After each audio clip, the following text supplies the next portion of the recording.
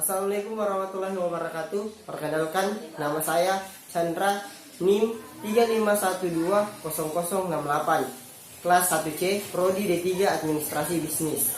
Saya akan menjelaskan tentang proses berpikir perumusan Pancasila. Sebelum itu, saya akan menjelaskan tentang proses dan berpikir. Proses adalah urutan atau sistematis pelaksanaan atau peristiwa yang saling terkait yang bersama-sama mengeluarkan masukan menjadi keluaran. Maksud dari masukan menjadi keluaran yaitu ide, pendapat yang bisa menghasilkan ataupun sesuatu yang menghasilkan. Itu dikatakan proses. Sedangkan berpikir adalah perkembangan suatu ide, konsep, pemikiran yang baru yang keluar dari dalam diri seseorang dan berkembangnya pemikiran itu sendiri dari informasi yang telah didapat dan disimpan oleh seseorang dalam yang berupa pengertian-pengertian.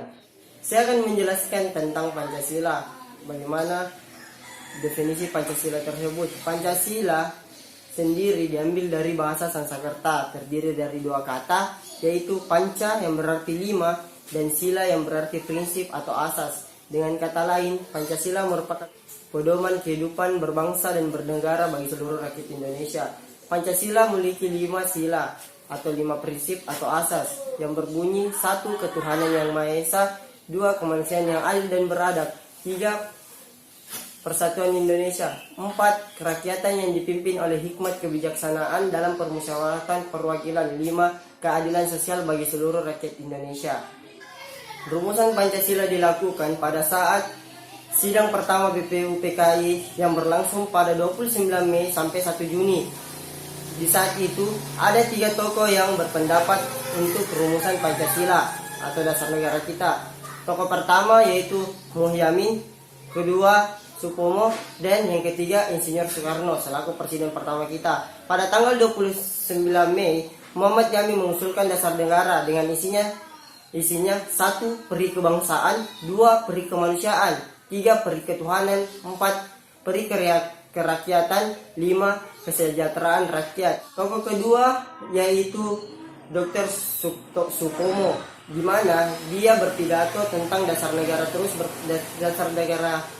tersebut pada tanggal 31 Mei 1945, di mana Dr. Sutomo mengusulkan dasar negara yaitu 1. Persatuan, 2. Kekeluargaan, 3. Keseimbangan lahir dan batin, 4. Musyawarah, 5. Keadilan sosial. Dan tokoh terakhir atau tokoh ketiga yang merumuskan Pancasila yaitu Insinyur Soekarno pada sidang BPU PKI pada 1 Juni 1945. Insinyur Soekarno menyampaikan pidato yang berisi gagasan mengenai dasar negara, yaitu 1. Kebangsaan Indonesia, 2. Internasionalisme atau berperi kemanusiaan, 3. Mufakat atau demokrasi, 4. Kesejahteraan sosial, 5. Ketuhanan yang Maha Esa. Selain itu, Soekarno juga mengusulkan 3 dasar negara yang diberi nama Ekstasila, Trisakti, dan Pancasila, di mana akhirnya dasar negara yang dipilih yaitu Pancasila. Dalam hal ini kita bisa tahu bahwa ketiga tokoh ini berpikir untuk perumusan Pancasila, di mana ketiga tokoh ini mempunyai pendapat yang berbeda, tapi setelah digabungkan memiliki hasil, di mana terlahirlah nama Pancasila. Di mana pada saat tanggal 1 Juni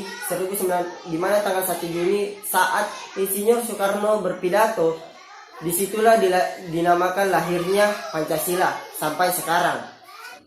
Setelah 17 Agustus 1945 pemecah proklamasi, utusan dari Indonesia bagian timur memprotes Pancasila pada sila pertama yang berbunyi ketuhanan dengan kewajiban menjalankan syariat Islam bagi pemeluk-pemeluknya. Pada saat itu bisa diketahui bahwa ketuhanan dengan kewajiban menjalankan syariat Islam bagi pemeluk-pemeluknya ini hanya merujuk dalam satu agama, yaitu agama Islam yang bisa digarisbawahi syariat Islam.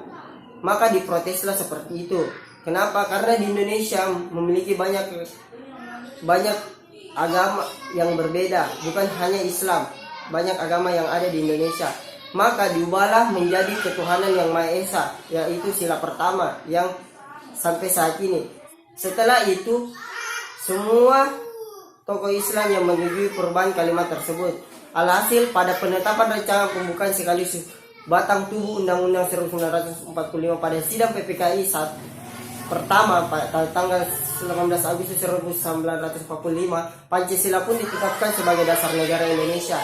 Kita ketahui bahwa 3 pendapat tokoh, yaitu Muhammad Yamin, Dr. Sutomo, dan Insinyur Soekarno, yang menghasilkan dasar negara Indonesia ini, yang membentuk sila-sila pertama sampai kelima, masih direvisi atau memiliki perubahan pada sila pertama yang tadi saya sebutkan, di mana bahwa pemikiran-pemikiran orang disatukan menjadi satu, itu bisa membuahkan hasil seperti dasar negara kita sendiri, yang mana Pancasila tersebut. Diketahui bahwa Pancasila ini terbentuk tidak hanyalah oleh satu orang, satu pemikiran saja, tetapi banyak pemikiran-pemikiran, di mana ada protes kecil terhadap sila pertama yang diyakini bahwa hanya menjunjung satu agama, sedangkan di Indonesia memiliki banyak agama. Dan Pancasila ini berasaskan atau berpedoman pada agama, berlandasan oleh agama, suku, ras, bahasa yang berada di Indonesia. Maka terbentuklah Pancasila, yang dimana tidak memandang ras, suku, agama, serta apapun itu, tidak membanding-bandingkan. Dan Pancasila merupakan landasan ideologi, pedoman bagi rakyat Indonesia untuk berbangsa dan bernegara. Terima kasih, itulah penjelasan saya tentang proses berpikir perumusan Pancasila. Sekian dari saya, wassalamualaikum warahmatullahi wabarakatuh.